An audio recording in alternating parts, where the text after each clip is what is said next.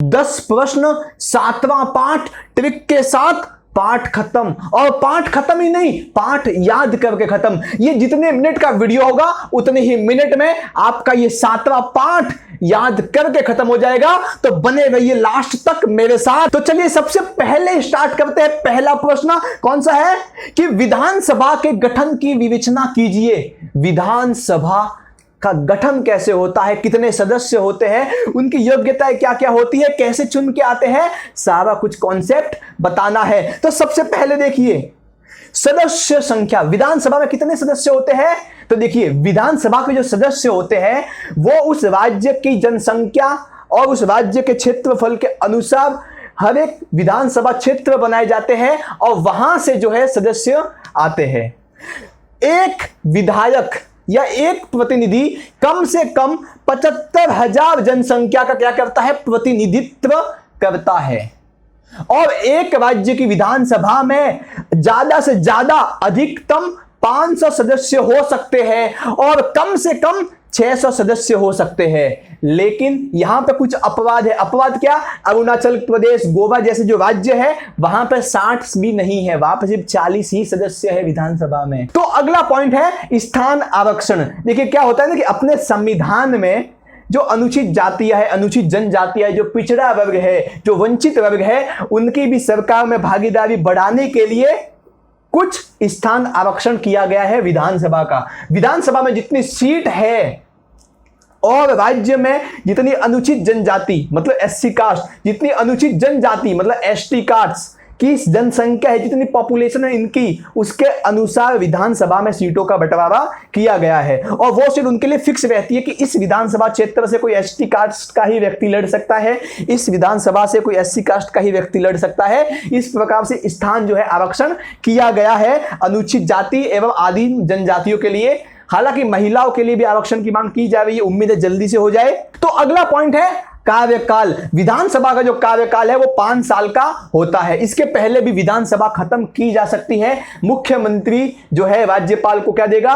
परामर्श देगा, परामर्श करेगा, उसके पहले जो है विधानसभा जो है खत्म भंग की जा सकती है। और ऐसा भी होता है कि जब देश में आपातकाल की स्थिति लग जाए, जब देश में आपातकाल लग जाए तो आपातकाल में जो संसद है अपने देश की, वो राज्य की विधानसभा का 1 साल के लिए कार्यकाल बढ़ा सकती है।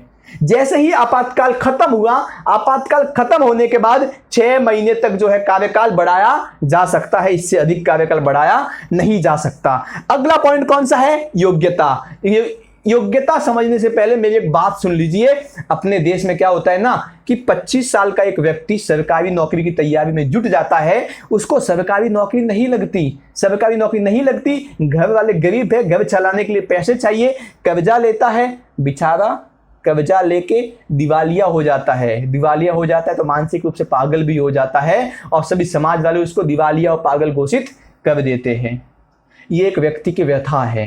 हालांकि ये मनगढ़ंत कहानी है, लेकिन ये कहानी आपको योग्यता याद करने में क्या होगी? बहुत ही सहायता करेगी। देखिए क्या होता है, भारत का नागरिक होना चाहिए, व्यक्ति भारत का नागरिक होना चाहिए अगर उसको विधानसभा का चुनाव लड़ना है। 25 साल की आयु चाहिए, किसी भी लाभ वाले पद पर, चाहे वो केंद्र सरकार का हो या राज्य सरकार का हो, किसी भी लाभ वाले पद पर नहीं होना चाहिए। लाभ वाला पद मतलब सरकारी नौकरी नहीं करता हो, पागल या दिवालिया घोषित नहीं किया होना चाहिए, जो अपना न्यायालय है, न्यायालय द्वारा पागल या मनोरुग्ण मतलब पागल घोषित नहीं किया हुआ होना चाहिए, और संसद की सभी शर्तों को पूर्ति करता हो, मतलब संसद और भी अधिक कुछ क्वालिफिकेशन बनाए, योग्यता बताए तो उसको भी पूरा करता हो। ये तो बहुत लंबी छोटी बात होगी। इसको याद करने की जो ट्रिक है मैंने बनाई, देखिए क्या अपने देश का नागरिक 25 साल तक तैयारी करने के बाद सरकारी नौकरी नहीं लगती तो कर्जा लेकर दिवालिया और पागल हो जाता है।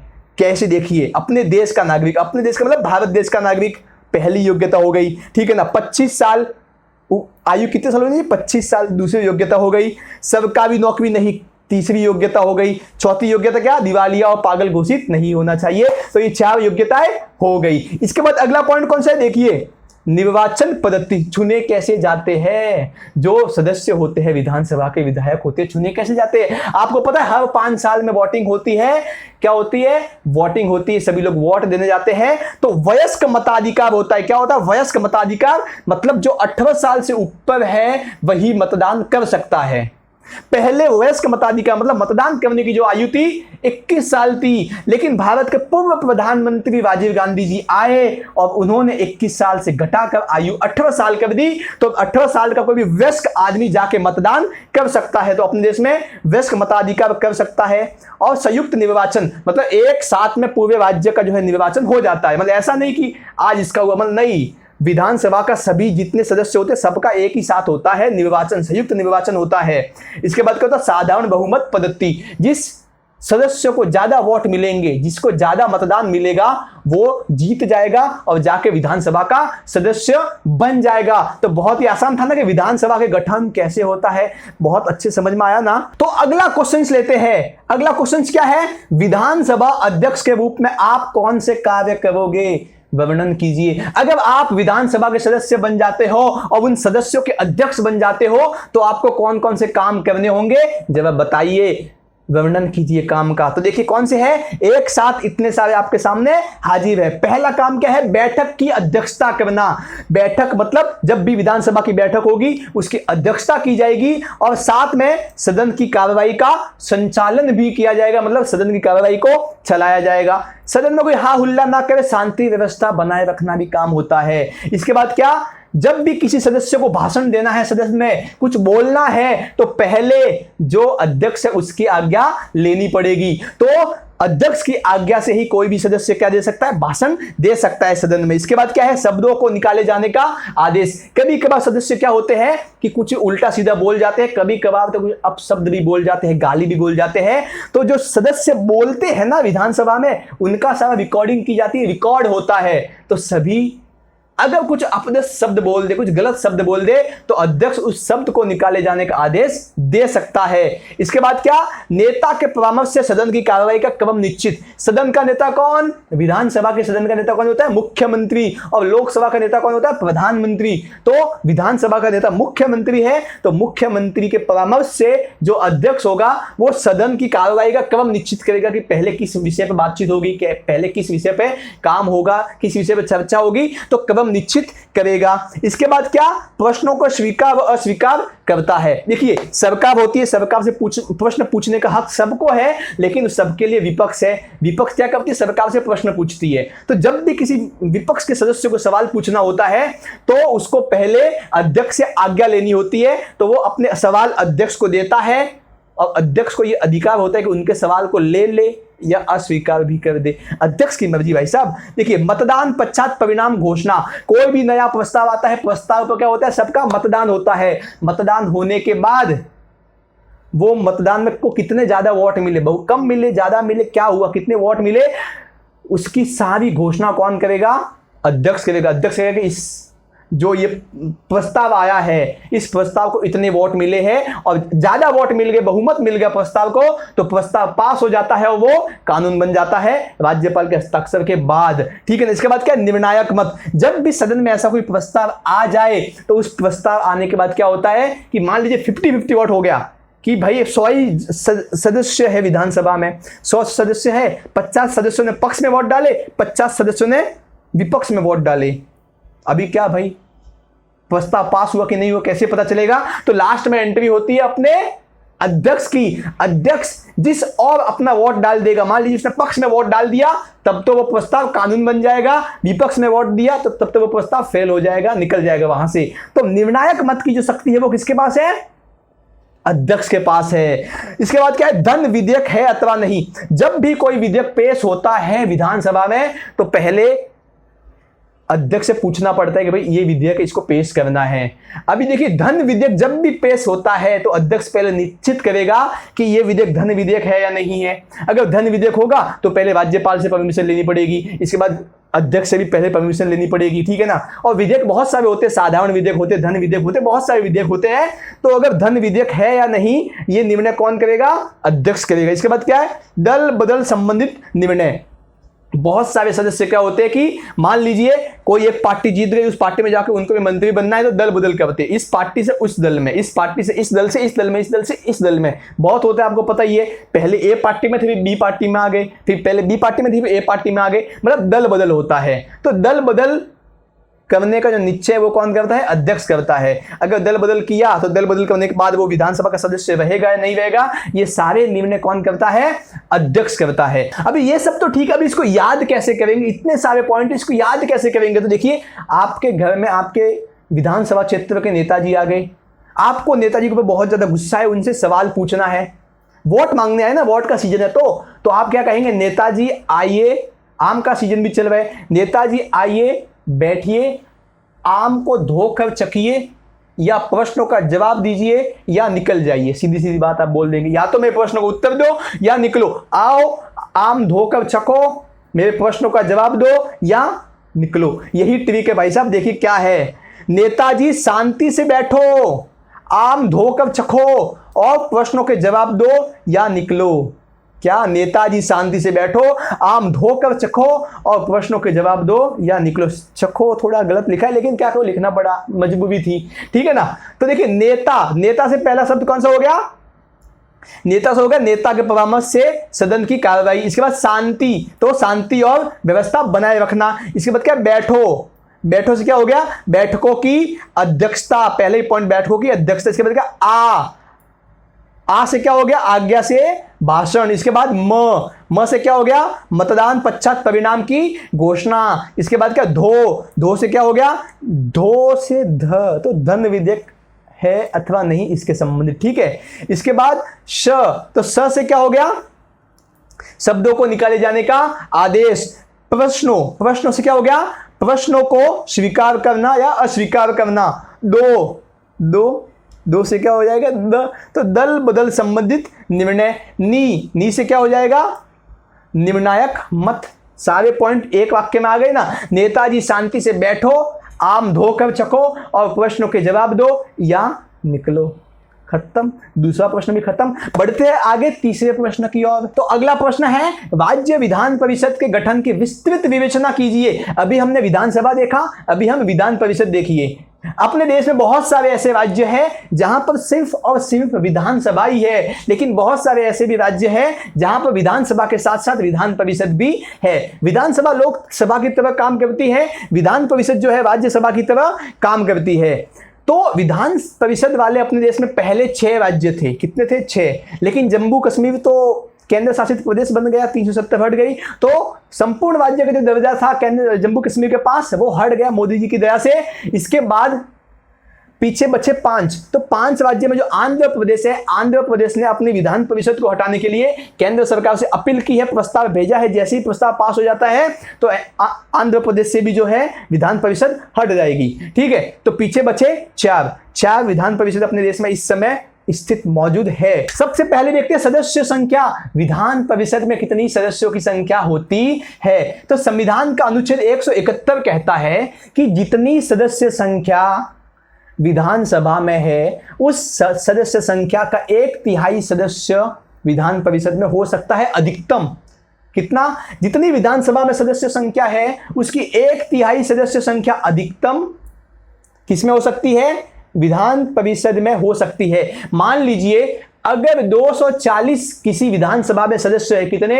240 किसी विधानसभा में सदस्य है, और वहां पर अगर विधान परिषद लानी है तो वहां पर अधिक से अधिक कितने सदस्य हो सकते हैं? 80, क्योंकि 240 का 1/3 कितना होता है? 80 होता है, ठीक है ना।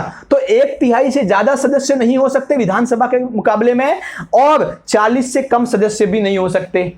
तो विधान परिषद के कितने सदस्य होते हैं? विधानसभा के तुलना में 1/3 से ज्यादा सदस्य नहीं होने चाहिए, और 40 से कम सदस्य भी नहीं होने चाहिए विधान परिषद में। अगला पॉइंट देखते हैं, कार्यकाल। विधानसभा जो है वो तो 5 साल में खत्म हो जाती है, लेकिन विधान परिषद का कार्यकाल क्या होता है? कभी समाप्त नहीं होता। विधान परिषद, मैंने आपको पहले ही कहा कि राज्यसभा की तरह काम करती है, राज्यसभा कभी भंग नहीं होती, वैसे ही विधान परिषद भी कभी भंग नहीं होती। हाँ, विधान परिषद के जितने सदस्य है उसमें से 1/3 सदस्य हर 2 साल के बाद में क्या हो जाते हैं? रिटायर्ड हो जाते हैं, नए सदस्य आ जाते हैं। 1/3 सदस्य हर 2 साल के बाद सेवानिवृत्त होकर के नए सदस्य आ जाते हैं। अगला पॉइंट कौन सा है? देखिए, योग्यता। योग्यता के लिए वही मैंने आपको बताया था कि भाई अपने देश का जो आदमी है 25 साल तक, वही सब, बस 25 की जगह 30 कर देना। तो भारत का नागरिक होना चाहिए, 30 वर्ष उसकी आयु पूर्ण हो चुकी हो, लाभ वाले पद पर मतलब सरकारी नौकरी नहीं करता हो, पागल या दिवालिया घोषित ना किया हो न्यायालय द्वारा, और संबंधित राज्य का निवासी हो। अगर राजस्थान में किसी राज्य को, वैसे राजस्थान में तो है नहीं विधान परिषद, किंतु अगर महाराष्ट्र में है तो महाराष्ट्र में अगर किसी को विधान परिषद का सदस्य बनना है तो उसको उस महाराष्ट्र का निवासी होना चाहिए ही चाहिए, ठीक है ना। इसके बाद अगला देखिए, ये ट्रिक है, अपने देश का नागरिक 30 साल तक तैयारी करने के बाद सरकारी नौकरी नहीं लगती तो कर्जा लेकर दिवालिया और पागल घोषित हो जाता है। ये ट्रिक है, ठीक है ना। वहां पे 25 साल थी, यहाँ पे 30 साल है। अगला पॉइंट क्या है देखिए, निर्वाचन और मनोनयन। भाई साहब ये सदस्य है विधान परिषद के, इनको कैसे चुने जाते हैं? तो बड़ा सिंपल है, बड़ी ट्रिक के साथ मैंने इसको बताया है। पहले ट्रिक देख लेते क्या है।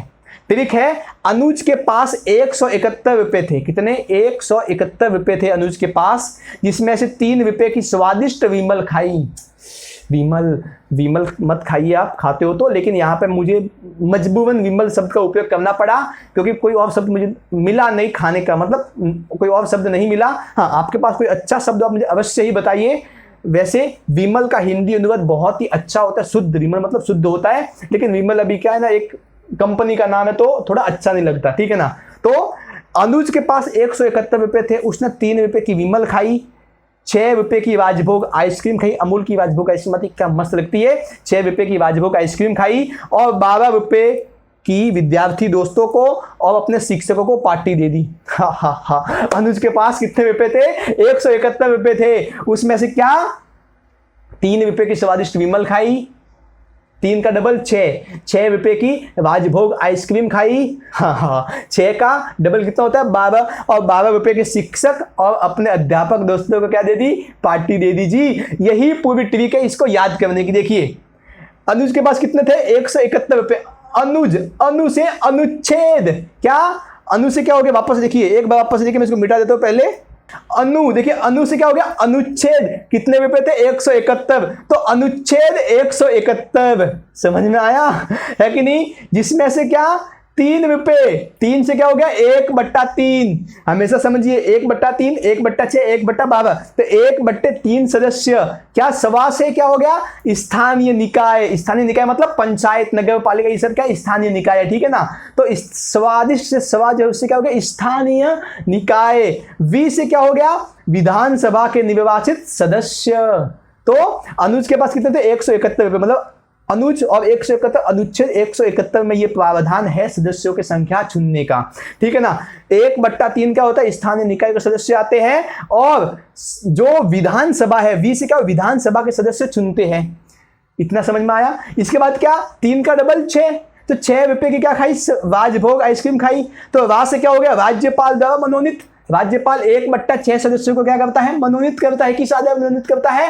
कला के क्षेत्र में, साहित्य के क्षेत्र में किसी ने अच्छा शिक्षण कार्य किया हो, किसी ने अच्छा समाज सेवा किया हो, तो उसको जो है राज्यपाल मनोनीत करता है, ठीक है ना। हाँ, मनोनीत मुख्यमंत्री के परामर्श से करता है। लेकिन इसके बाद क्या 12 रुपए की विद्यार्थी और शिक्षकों को पार्टी दे दी। तो 1/12 सदस्य किससे आते हैं? उच्च माध्यमिक के जो शिक्षक होते हैं वो शिक्षक उन 1/12 सदस्य का क्या करते हैं? वोट देते हैं। और जो विद्यार्थी होते हैं जिन्होंने 3 साल पहले अपनी डिग्री ली हुई हो, स्नातक पूरी की हुई हो, वो 3 साल पुराने विद्यार्थी क्या करते हैं? वोट देते हैं। तो समझ में आया कैसे काम करते ट्रिक कि अनुज के पास 171 रुपए थे, 3 रुपए की विमल खाई, 6 रुपए की राजभोग आइसक्रीम खाई, और 12 रुपए की अपने शिक्षकों और अध्यापकों, अपने शिक्षक और विद्यार्थियों को पार्टी दे दी, ठीक है। ये ट्रिक है, बहुत आसान ट्रिक है। तो देखिए निर्वाचन मनोनयन कैसे होता है? अनुच्छेद 171 में ये प्रावधान है कि जो निर्वाचन होता है वो आनुपातिक प्रतिनिधि प्रणाली से होगा। मतलब अनुपात के आधार पर किस विधान परिषद के क्षेत्र से आते हैं, अनुपात के हिसाब से होगा, ठीक है ना। अनुपात बनाया जाएगा, इतने वोट मिलेंगे तो ये आगे आएगा, ठीक है। एकल संक्रमणीय गुप्त मतदान। और कैसा होगा? गुप्त मतदान होगा, किसी को पता नहीं चलेगा किसने किसको मतदान दिया, ऐसा कुछ पता नहीं चलेगा। उसमें 1/3 सदस्य जो है वो स्थानीय निकाय से आएंगे। स्थानीय निकाय मतलब ग्राम पंचायत हो गया, नगर पालिका और जो ग्राम समिति हो गया, यहाँ से आएंगे, ठीक है। और विधानसभा के जो सदस्य है वो 1/3 सदस्यों को चुनेंगे।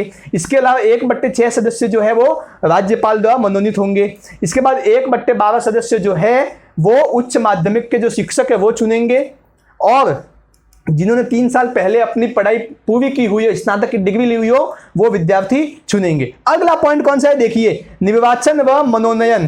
तो क्या होगा ना कि भाई विधान परिषद बन गई, सभी सदस्य सुन के आ गए, अभी उसमें से एक अध्यक्ष की आवश्यकता पड़ती है और एक उपसभापति की आवश्यकता पड़ती है। ये जो टाइटल डाला है गलत टाइटल डाला है, यहाँ पे मैं इसको बदल लूंगा बाद में, यहाँ पे टाइटल होना चाहिए था अध्यक्ष और उपाध्यक्ष, ठीक है ना। तो जो अध्यक्ष और उपाध्यक्ष होता है ना, वो अध्यक्ष और उपाध्यक्ष जो वहां के सदस्य होते हैं वही सदस्य चुनते हैं, एक अध्यक्ष को चुनते हैं, वोट देके चुनते हैं एक अध्यक्ष को और एक उपाध्यक्ष को। इसके बाद चौथा प्रश्न कौन सा देखिए, राज्य विधान परिषद की शक्तियों की विवेचना कीजिए।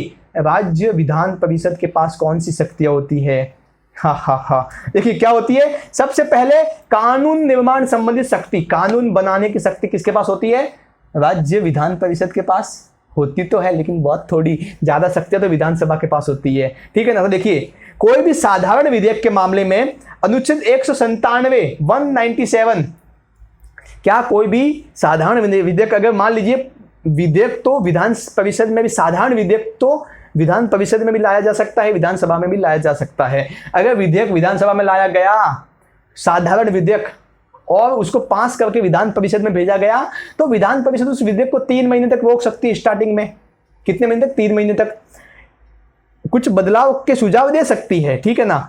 बदलावों को मानना या न मानना विधानसभा के हाथ में है। बदलाव को सुझाव देने के बाद वो विधेयक वापस से विधानसभा पास करेगी, विधानसभा पास करके वापस से विधान परिषद के पास भेजेगी। विधान परिषद को इस बार 1 महीने का मौका मिलता है। 1 महीने के अंदर अंदर अगर साधारण विधेयक को पास नहीं किया तो विधानसभा ये समझ लेगी कि विधेयक अपने आप पास हो गया, ठीक है। तो ज्यादा शक्तियां किसको? विधानसभा को कि विधान परिषद को? सीधी सी बात है, विधानसभा को शक्तियां है, ठीक है ना। तो साधारण बहुमत, जो साधारण विधेयक के मामले में जो है वो विधानसभा ज्यादा प्रभावी रहती है और उसको 4 माह तक, विधान परिषद ज्यादा से ज्यादा किसी विधेयक को 4 महीने तक रोक सकती है, साधारण विधेयक को, ठीक है ना। 4 महीने तक ही रोक सकती है, इससे ज्यादा कोई रोक नहीं सकती। अगला पॉइंट देखिए क्या है, कार्यपालिका संबंधित शक्ति। कार्यपालिका संबंधित शक्ति मतलब क्या? तो जो मंत्री परिषद होता है, जो कार्यपालिका मतलब मंत्री परिषद, ठीक है ना। तो मंत्री परिषद से, कार्यपालिका से विधान परिषद क्या प्रश्न पूछ सकती है कि भाई आपने ये कानून क्यों बनाया, इस कानून में ये कमियां, मतलब प्रश्न पूछ सकती है। जो प्रस्तावों से संबंधित जो है वाद विवाद भी कर सकती है, इसके आधार पर जो है नियंत्रण रखती है। मतलब कि एक तरह से विधान परिषद जो है वो मंत्रिमंडल से या कार्यपालिका से प्रश्न पूछती है, उनकी आलोचना करती है, उनसे प्रश्न पूछ सकती है, उनके जो जो नए नए जो भी है प्रस्ताव आ रहे उन प्रस्ताव के विषय में सवाल पूछ सकती है, एक तरह से उस पर नियंत्रण रख सकती है, किंतु उनको पदच्युत मतलब हटा नहीं सकती। सिर्फ नियंत्रण रख सकती है नाम मात्र का, किंतु हटा नहीं सकती। अगली शक्ति कौन सी है देखिए, वित्त संबंधित शक्ति। वित्त के मामले में तो भाई विधान परिषद को शून्य शक्ति है, नगण्य, ना के बराबर शक्तियां है। ज्यादा से ज्यादा जो वित्त विधेयक होता है वो पहले विधानसभा में पेश होता है, विधानसभा में पेश होता है, विधान परिषद में कभी पेश नहीं होगा, पहले विधानसभा में पेश होता है। वहां से पास होने के बाद विधान परिषद में भेज दिया जाता है कि लो भाई भेज दिया। विधान परिषद 14 दिन के भीतर उस विधेयक पर अपने विचार दे सकती है। अगर 14 दिन के भीतर उसने कोई सलाह नहीं दी, कोई विचार व्यक्त नहीं किया, बहस नहीं की, तो विधानसभा ये मान लेगी कि वो विधेयक पास हो चुका है। हाँ, अगर कोई सलाह देती है विधान परिषद तो उस सलाह को मानना या न मानना ये विधानसभा के हाथ में है, किंतु ज्यादा से ज्यादा वित्त विधेयक को विधान परिषद 14 दिन तक ही रोक सकती है। अभी ये सारा मामला तो हो गया। ये 3 पॉइंटों को याद कैसे रखेंगे? तो बहुत सिंपल है। क्या? काका ने 1974 में काकी से 14 दिन के लिए विवाह किया। काका बड़े रोमांटिक किस्म के थे भाई साहब। काका ने 14 दिन के लिए काकी से, देखिए काका ने 1974 में 14 दिन के लिए काकी से क्या किया? विवाह किया। अभी विवाह किया तो इसी में पूरी ट्रिक छिपी हुई है। देखिए कैसे ट्रिक है। तो का से क्या हो गया? कानून निर्माण संबंधित शक्ति।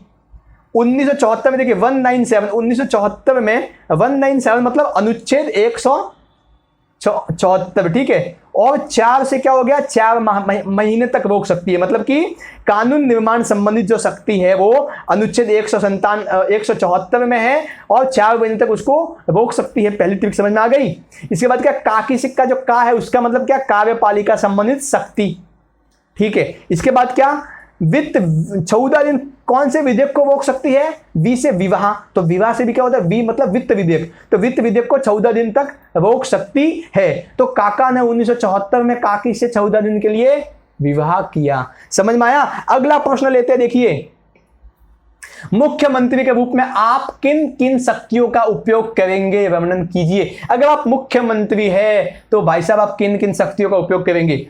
वैसे बताने से पहले बता दूं, मुख्यमंत्री कौन होता है? जो विधानसभा में सदस्य जाते हैं उसी का एक नेता बनता है मुख्यमंत्री। तो मुख्यमंत्री के आपको योग्यताएं पूछे तो विधानसभा के सदस्य की ही सभी योग्यताएं लिख लेना, ठीक है। तो सबसे पहला पॉइंट लेते हैं, मंत्री परिषद का निर्माण। विधानसभा का गठन हो गया, विधानसभा बन गई, उसमें से एक मुख्यमंत्री बन गया। अभी अलग अलग डिपार्टमेंट होते, अलग अलग विभाग होते हैं, कृषि का विभाग, शिक्षा विभाग, पर्यटन विभाग, बहुत सारे अलग अलग विभाग होते हैं। उन विभागों को चलाने के लिए एक मंत्री की आवश्यकता होती है। तो हर एक विभाग के लिए एक एक मंत्री। तो उन सभी मंत्रियों का सिलेक्शन कौन करेगा? मुख्यमंत्री करेगा। मुख्यमंत्री सभी मंत्रियों का नाम लिखेगा कि भाई चलो आपको ये विभाग दिया जाता है, आपको ये विभाग दिया जाता है, आपको ये, मतलब सभी मंत्रियों का नाम लिख के राज्यपाल को सौंप देगा और राज्यपाल उनको क्या करेगा? नियुक्त कर देगा, ठीक है ना। तो सबसे मेन काम किसका है? मुख्यमंत्री का। मुख्यमंत्री क्या करता है? मंत्री परिषद का निर्माण करता है, सभी मंत्रियों को क्या करता है? जमा करके उनको क्या करता है? सौंपता है उनका विभाग। पहली शक्ति समझ में आ गई। दूसरी शक्ति क्या है? मंत्रियों में कार्य का बंटवारा और परिवर्तन। मंत्री तो उसने छीन लिए कि भाई तुम ये काम करोगे, तुम ये काम करोगे। इसके बाद क्या होगा कि उनका विभागों का बंटवारा भी तो करना होता है कि भाई चलो तुमको खेल विभाग दे दिया, तुमको पर्यटन विभाग दे दिया, तुमको शिक्षा विभाग, तुमको वित्त विभाग ऐसा दे दिया, चलो तुमको गृह विभाग भी दे दिया। सबको काम का क्या किया? बंटवारा किया। बीच बीच में कभी मुख्यमंत्री का दिमाग फिर जाए, मतलब फिर तो जाता, किसी कारण से अगर मुख्यमंत्री चाहे तो विभागों का परिवर्तन कर सकता है। पहले जो वित्त मंत्री था उसको खेल मंत्री बना दिया, पहले जो खेल मंत्री था उसको शिक्षा मंत्री बना दिया। तो इस प्रकार से विभागों का क्या करता है? बंटवारा कर सकता है, ठीक है। इसके बाद क्या अगला है? मंत्रिमंडल का कार्य संचालन। मंत्रिमंडल कैसे काम करेगा? क्या मंत्रिमंडल सही से काम कर रहा है? मंत्रिमंडल ने ये जो नीति थी इस नीति को लागू किया? क्या मंत्रिमंडल ने कोई नई योजना बनाई? मंत्रिमंडल को जो बजट दिया गया था वो उस बजट का सारा खर्च किया उसने? मतलब कि उनके कार्यों का संचालन करता है, सारा कुछ ध्यान रखता है कौन? मुख्यमंत्री। तो मंत्रिमंडल क्या करता है? कार्य संचालन करता है, समय समय पर मंत्रिमंडल की बैठक बुलाता है, बैठक की अध्यक्षता भी कौन करता है? मुख्यमंत्री ही करता है। इसके बाद क्या? शासन की विभिन्न विभागों में समन्वय। अभी बहुत सारे विभाग होते हैं, खेल विभाग, शिक्षा विभाग, पर्यटन विभाग, गृह विभाग, वित्त विभाग। इन सभी विभागों के बीच में एक अच्छा समन्वय, एक अच्छा संबंध, एक अच्छी साझेदारी, एक अच्छा रिश्ता बनाने का काम कौन करता है? मुख्यमंत्री करता है कि नहीं? मुख्यमंत्री सभी के बीच की कड़ी होती है, सभी विभागों को जोड़ने की क्या होती है? कड़ी होती है, ठीक है ना। इसके बाद क्या है? मंत्री परिषद और राज्यपाल के बीच की कड़ी। अभी देखिए मंत्री परिषद क्या होता है पता है? राज्यपाल को सलाह देता है। क्या करता है? मंत्री परिषद राज्यपाल को सलाह देता है और राज्यपाल की जो बात होती है अगर मंत्री परिषद तक पहुंचानी होती है तो मुख्यमंत्री के माध्यम से पहुंचाता है। अभी मंत्री परिषद में बहुत सारे मंत्री होते हैं, सभी मंत्री जाकर डायरेक्ट राज्यपाल से बात तो नहीं करेंगे ना। तो उनका जो हेड होता है मुख्यमंत्री, वो क्या करता है? मंत्री परिषद की बात राज्यपाल तक पहुंचाता है, राज्यपाल की बात मंत्री परिषद तक पहुंचाता है। तो मंत्री परिषद और मुख्यमंत्री के बीच की जो बात होती है उसकी बीच की कड़ी कौन होती है? मुख्यमंत्री होता है। तो मुख्यमंत्री क्या करता है? दोनों में अच्छा समन्वय स्थापित कर सकता है, दोनों के बीच की कड़ी है। इसके बाद क्या? विधानसभा का नेता। भाई साहब मुख्यमंत्री विधानसभा का नेता होता है, इसीलिए तो वो मुख्यमंत्री कहलाता है। जितने भी विधायक होते हैं उन सभी विधायकों का कौन होता है? नेता होता है मुख्यमंत्री। विधानसभा का नेता होता है और विधानसभा का नेता अध्यक्ष के साथ मिलकर, विधानसभा के अध्यक्ष के साथ मिलकर कार्य कैसे चलेगा, किस प्रकार से क्रियान्वयन होगा, कौन से क्रम में कार्य चलेगा विधानसभा का, ये सब कुछ बातें निश्चित करता है। ये सब बात तो हो गई। अभी इसको याद कैसे करना? ट्रिक तो बता दो भाई साहब, ट्रिक बताओ। तो ट्रिक लीजिए, ये मुख्यमंत्री ने मंत्री परिषद का निर्माण करके काम का बंटवारा किया और शाम को कड़ी बनाकर नेताओं को पिला दी। हो गया ना। देखिए समझिए, मुख्यमंत्री तो है ही, मंत्री परिषद देखिए मंत्री परिषद का निर्माण यहां पे हो गया, ठीक है। और यहां पे मंत्री परिषद और राज्यपाल के बीच की कड़ी, ये दोनों हो सकता है ना। तो पहला मंत्री परिषद का निर्माण हो गया। इसके बाद क्या? काम का बंटवारा। तो सेकंड पॉइंट हो गया मंत्रियों में काम का बंटवारा करना, ठीक है। तीसरा पॉइंट क्या? जो शाम, तो सा से क्या हो गया? शासन के विभिन्न विभागों में समन्वय। और कड़ी से क्या हो गया? देखिए मंत्रिमंडल और राज्यपाल के बीच की कड़ी। और नेता से क्या हो गया? विधानसभा का नेता। अभी जो मंत्रिमंडल का कार्य संचालन है, देखिए काम से क्या हो गया? कार्य भी तो होता है ना, है कि नहीं? तो ठीक है, ये थी ट्रिक। तो अगला प्रश्न देखते हैं, कौन सा है अगला प्रश्न?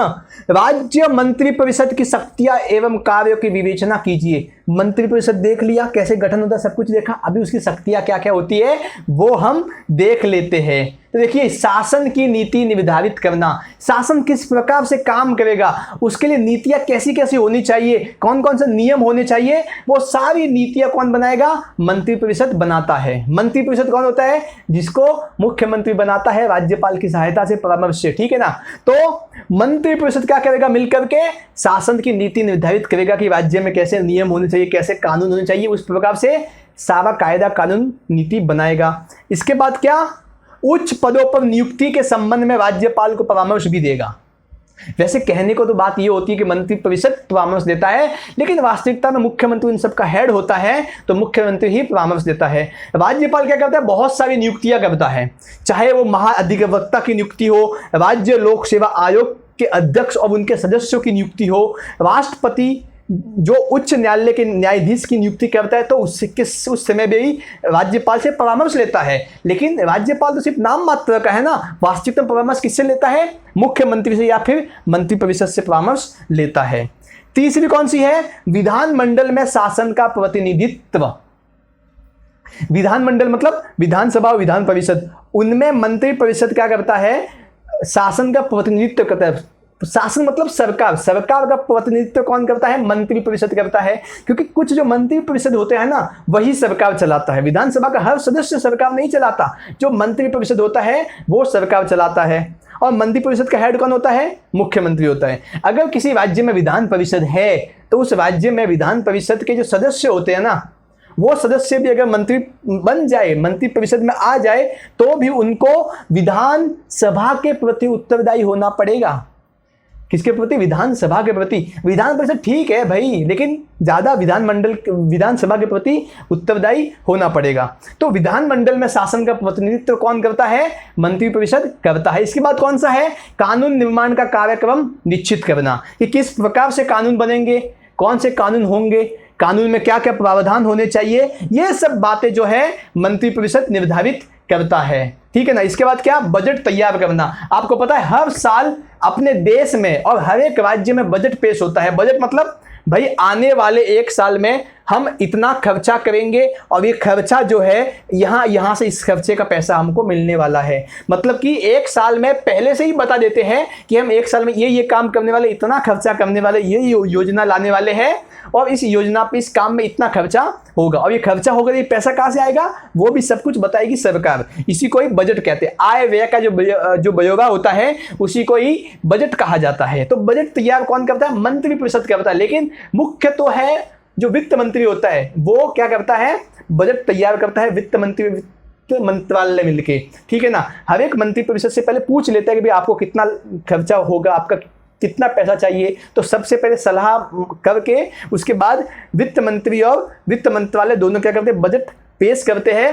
फिर राष्ट्रपति की या नहीं, राज्यपाल की स्वीकृति से उस बजट को जो है विधानसभा में प्रस्तुत कर देते हैं, पेश कर देते हैं, ठीक है। वो सब तो ठीक है, बताओ इसको याद कैसे करें? तो आपने एसयूवी गाड़ी का नाम सुना है? एसयूवी गाड़ी का नाम सुना है? हाँ भाई, अगर खरीदना हो तो क्या पूछती हो कि भाई एसयूवी का बजट कितना है?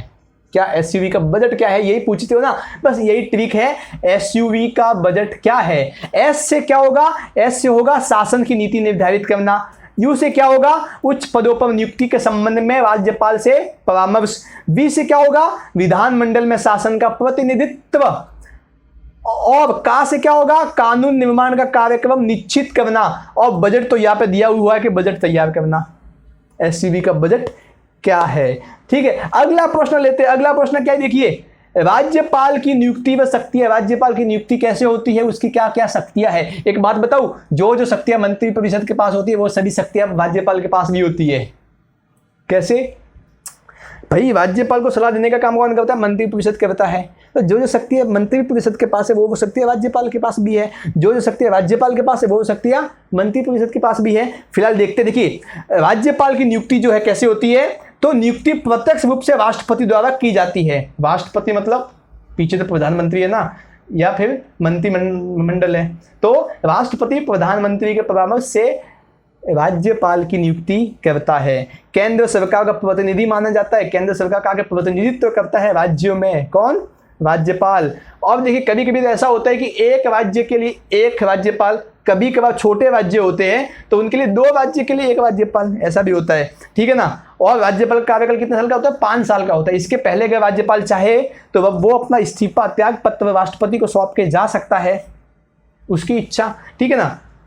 अब इस शक्तियों की बात करते हैं, राज्यपाल की शक्तियां क्या होती है। तो पहले ही बता देता हूं कि राज्यपाल जो होता है मुख्यमंत्री की सलाह से ही काम करता है, बिना मुख्यमंत्री की सलाह के काम नहीं करता। जैसा जैसा मुख्यमंत्री कहेगा वैसा वैसा राज्यपाल करेगा।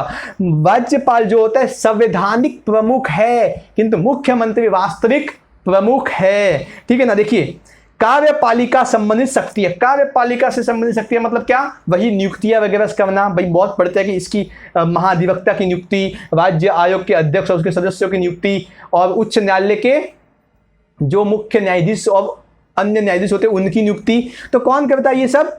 राज्यपाल करता है। लेकिन राज्यपाल के पीछे तो मुख्यमंत्री है, मंत्रिपरिषद है, कहने के लिए राज्यपाल करता है, लेकिन उनकी नियुक्ति और जो परामर्श वगैरह काम कौन है? राज्यपाल का संवैधानिक काम है। इसके बाद अगली शक्ति कौन सी है? विधायी शक्ति, कि कोई भी कानून बने अपने राज्य में कोई भी कानून बनता है विधानसभा से पास होता है, अगर विधान परिषद है तो वहां से भी पास होता है, विधानमंडल से कानून पास होने के बाद आता है राज्यपाल के पास हस्ताक्षर के लिए। जब तक राज्यपाल उस कानून पर हस्ताक्षर नहीं करता तब तक वो जो विधेयक है वो कानून नहीं बनता। जब तक राज्यपाल हस्ताक्षर नहीं करेगा कोई भी विधेयक कानून नहीं बनेगा। राज्यपाल चाहे तो उस विधेयक को वापस से लौटा सकता है, कहेगा कि कुछ इसमें सुधार करके दो तब मैं हस्ताक्षर करूंगा। कभी कभार राज्यपाल बड़ा चालाक हो जाता है तो वो उस विधेयक को राष्ट्रपति के पास भेज देता है कि भाई चलो राष्ट्रपति जी आप इस विधेयक पर विचार कीजिए, विचार करने के लिए भेज देता है, और इस प्रकार से विधेयक को कानून बनने से टालता रहता है, ठीक है। तो विधायी शक्तियां भी राज्यपाल के पास होती है। अगली है वित्तीय शक्तियां। जब भी राज्य का बजट पेश होता है तो पहले राज्यपाल से अनुमति लेनी होती है। कोई भी वित्त विधेयक विधानसभा में पेश करने से पहले राज्यपाल से अनुमति लेनी होती है। इसके बाद जो राज्य का कुछ संकटकालीन जो बजट रहता है, मतलब संकटकाल में पैसा खर्च करने के लिए जो निधि रहती है, संचित निधि रहती है, वो उसको भी खर्च करने से पहले राज्यपाल से अनुमति लेनी होती है। इसके बाद अगली शक्ति कौन सी है? न्यायिक शक्तियां। कुछ इस प्रकार की सजाएं रहती है, उन सजाओं को माफ करने का जो मतलब हक है वो राज्यपाल के पास भी होता है। राज्यपाल चाहे तो उन सजाओं को माफ कर सकता है। वैसे तो मूलतः राष्ट्रपति के पास है ये सब सजा माफ करने का, लेकिन थोड़ी बहुत न्यायिक शक्तियां तो राज्यपाल के पास भी होती है, थोड़ी बहुत है, ज्यादा राष्ट्रपति के पास है, ठीक है ना। इसके बाद क्या है? स्वैच्छिक शक्तियां। राज्यपाल को जो अपने मन से भी शक्तियों का उपयोग करता है, अपने विवेक से, जिसको विवेक की शक्तियां कहते हैं, स्वैच्छिक शक्तियां कहते हैं, ठीक है, या स्व विवेक की शक्तियां भी इसको कहते हैं। तो क्या कभी कभार ऐसी कंडीशन आ जाती है जिसमें 2 दल है, दोनों दलों का लगभग बहुमत एक जैसा है, मुख्यमंत्री बनाना किस दल का बनाए। अगर कुछ ऐसी क्रिटिकल कंडीशन आ जाती है तो उस कंडीशन में मुख्यमंत्री का चयन राज्यपाल अपने विवेक से कर सकता है। मंत्रिपरिषद को अपदस्थ, मंत्रिपरिषद है, कुछ लफड़ा हुआ, मतलब कुछ प्रकार का कुछ कांड, मतलब क्या कहते हैं, कुछ अलग सा, मान लीजिए संविधान के अनुसार कोई शासन नहीं चल रहा है तो मंत्रिपरिषद को अपदस्थ कर सकता है, भंग कर सकता है मंत्रिपरिषद को। विधानसभा का अधिवेशन बुला सकता है, अर्जेंट में कोई विधानसभा जल्दी जल्दी बुलाओ, कानून बनाना है, विधानसभा का अधिवेशन बुला सकता है। या फिर सत्रावासन कर सकता है, मतलब सत्र को बस यहीं पे ठहर जाओ, सत्र को भंग भी कर सकता है या उसको रोक सकता है।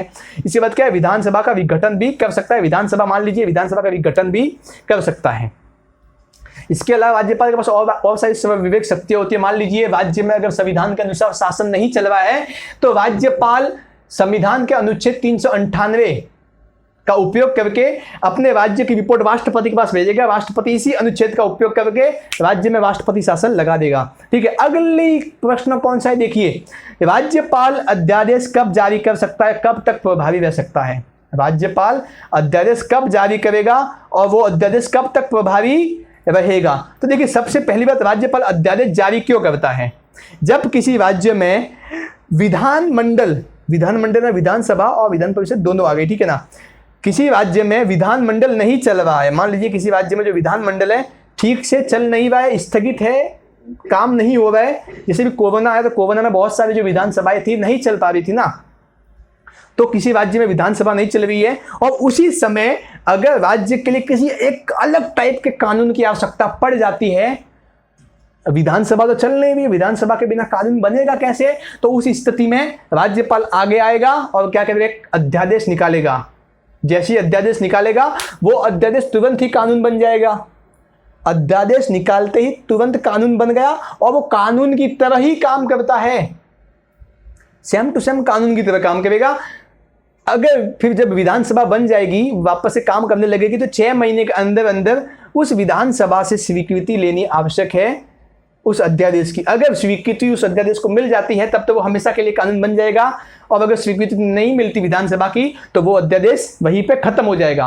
अभी जैसे कृषि कानून आया, तो कृषि कानून के लिए डायरेक्ट कानून नहीं आया, पहले राष्ट्रपति ने अध्यादेश निकाला था, क्योंकि उस समय लोकसभा नहीं चल रही थी, राज्यसभा भी नहीं चल रही थी, इसलिए राष्ट्रपति ने पहले अध्यादेश निकाला था। अध्यादेश जब 6 महीने खत्म होने को आए तभी जाके कृषि कानून पास करवाया गया, लोकसभा और राज्यसभा दोनों से। ठीक है, तो यही है राज्यपाल का कुछ इसी प्रकार से होता है। देखिए क्या होता है कि जब विधानमंडल के दोनों सत्ता में नहीं है, मतलब न तो विधानसभा चल रही है, नहीं विधान परिषद चल रही है, तो ऐसी परिस्थिति में जिसके कारण तुरंत कार्रवाई करना आवश्यक हो जाता है कि भाई अब तो विधानसभा भी नहीं है, विधान परिषद भी नहीं है, तब कुछ एक्शन लेनी आवश्यक है, कुछ कोई कानून बनाना अति आवश्यक है। तो उस समय राष्ट्रपति के अनुदेश से, मतलब राष्ट्रपति से बातचीत करके, उनसे परामर्श करके एक अध्यादेश निकाला जाता है। बिना राष्ट्रपति के अनुदेश से, परामर्श से राज्यपाल कोई भी अध्यादेश नहीं निकाल सकता। ठीक है, और अनुच्छेद 213 का उपयोग करके वो 6 माह तक रह सकता है, मतलब 6 माह तक उस अध्यादेश की लिमिट है कि अगर 6 महीने के भीतर विधानसभा से उसको स्वीकृति नहीं मिली तो वो अध्यादेश समाप्त हो जाएगा। राज्यपाल चाहे तो उस अध्यादेश को किसी भी समय वापस ले सकता है। तो अगला प्रश्न देखते हैं। अगला प्रश्न कौन सा है? देखिए, उच्च न्यायालय संबंधित निम्न बिंदुओं की विवेचना कीजिए। कौन कौन से बिंदु? देखिए, सबसे पहला बिंदु नियुक्ति। उच्च न्यायालय में जो न्यायाधीश होते हैं उनकी नियुक्ति कैसे होती है? तो अनुच्छेद 217 के 1 का उपयोग करके राष्ट्रपति द्वारा उच्चतम न्यायालय के मुख्य न्यायाधीश के संबंधित राज्य के राज्यपाल से परामर्श से नियुक्ति होती है। देखिए, राष्ट्रपति क्या करता है कि मान लीजिए अपने राजस्थान के उच्च न्यायालय में अगर न्यायाधीशों की नियुक्ति करनी है तो क्या करेगा? राष्ट्रपति पहले तो जो सुप्रीम कोर्ट है, सर्वोच्च न्यायालय है, उसके मुख्य न्यायाधीश से परामर्श लेगा, उसके बाद उस राज्य के राज्यपाल से परामर्श लेगा, तब जाके उच्च न्यायालय के मुख्य न्यायाधीश की नियुक्ति करेगा। मुख्य न्यायाधीश की नियुक्ति हो गई। अभी मुख्य न्यायाधीश की नियुक्ति के बाद जो अन्य न्यायाधीश होते हैं उनकी नियुक्ति करनी हो तो क्या करेगा? राष्ट्रपति सुप्रीम कोर्ट, जो सर्वोच्च न्यायालय के मुख्य न्यायाधीश से बात करेगा, राज्यपाल से बात करेगा, और उस न्यायालय के मुख्य न्यायाधीश, जो उच्च न्यायालय के मुख्य न्यायाधीश से बात करके अन्य न्यायाधीशों की भी नियुक्ति कर देगा। कॉन्सेप्ट समझ में आ गया? अभी देखते हैं इसके बाद क्या। अनुच्छेद 219 का उपयोग करके राज्यपाल के समक्ष शपथ। 219 जो अनुच्छेद है उसके हिसाब से, उसके अनुसार क्या कहा गया है कि उच्च न्यायालय के जितने भी न्यायाधीश होंगे वो राष्ट्रपति के सामने आकर गोपनीयता की शपथ लेंगे। है कि नहीं? शपथ मतलब पता है, शपथ लेते हैं। इसके बाद क्या योग्यता क्या होनी चाहिए? तो सबसे पहली योग्यता है वो भारत का नागरिक होना चाहिए।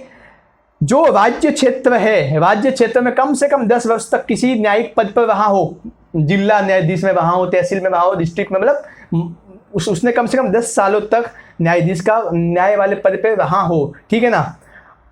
उच्च न्यायालय या देश या 2 से अधिक न्यायालयों में निरंतर 10 वर्षों तक अधिवक्ता रहा हो, या तो उच्च न्यायालय में, या तो हाई कोर्ट में, या फिर जो अन्य कोर्ट है, छोटे छोटे कोर्ट है, उनमें 2 या 2 से अधिक कोर्टों में 10 साल से अधिक तक उसने अधिवक्ता का काम किया हो। अधिवक्ता मतलब वकालत की हुई हो, अधिवक्ता के रूप में रहा हो, और जो राज्यपाल की परामर्श से, राज्यपाल की दृष्टि में बहुत ज़्यादा न्याय का पंडित हो, एकदम न्याय का शास्त्री हो, बड़ा ही न्याय वाला व्यक्ति हो, तो उसको क्या करते हैं? उसको सीधी सी बात है न्यायाधीश बना देते हैं। अगला है कार्यकाल, कि भाई जो न्यायाधीश नियुक्त होते हैं वो कितने सालों तक रह सकते हैं।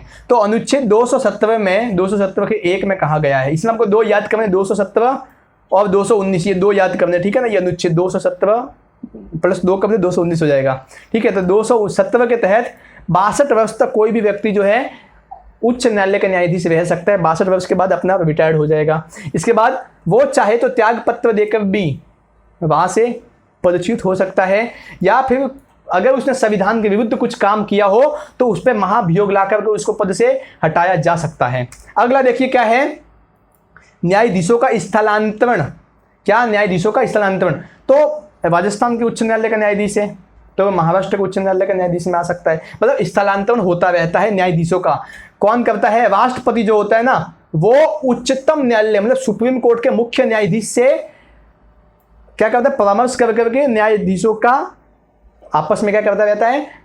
अदला बदली करता रहता है, मतलब स्थलांतरण करता रहता है। अगला क्या है? न्यायाधीशों का वेतन। तो वेतन अनुच्छेद 221 में संसद द्वारा तय किया जाता है कि कितना वेतन इनको मिलेगा, ठीक है ना। तो अगला प्रश्न कौन सा देखते हैं?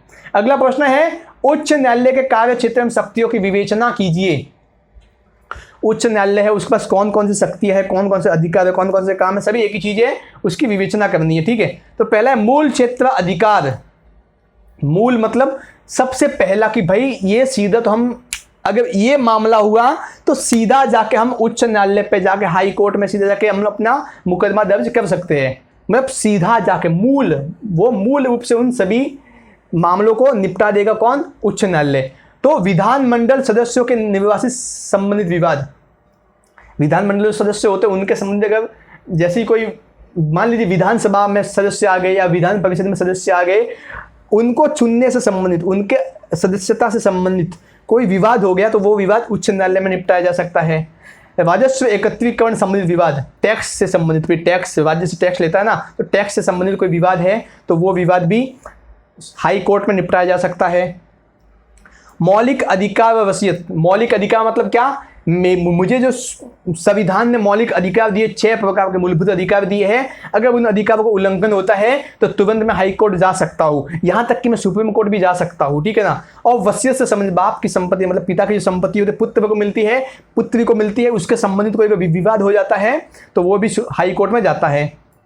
विवाह विधि की, विवाह किस प्रकार से होगा, इस विधि से संबंधित कोई मसला हो जाता है तो वो भी हाई कोर्ट जा सकता है। कंपनी के कानून, उससे संबंधित कोई विवाद होता है तो वो भी हाई कोर्ट जाता है। और विवाह विच्छेद, डिवोर्स जो होता है ना, विवाह विच्छेद, छुट्टम छेड़ा जिसको कहते हैं, मतलब उसके संबंधित कोई विवाद हो जाता है सीधा हाई कोर्ट में जाएगा। अगला पॉइंट कौन सा देखिए, याचिका अधिकारिता। याचिका अधिकारिता को हम संविधान के अनुप्रयोग भी इसको ऐसा कहते हैं, इस शब्द से भी कहते हैं, विट्स, इंग्लिश में इसको विट्स कहते हैं, ठीक है ना। तो अनुच्छेद 226 के तहत ये अधिकार आता है संविधान के।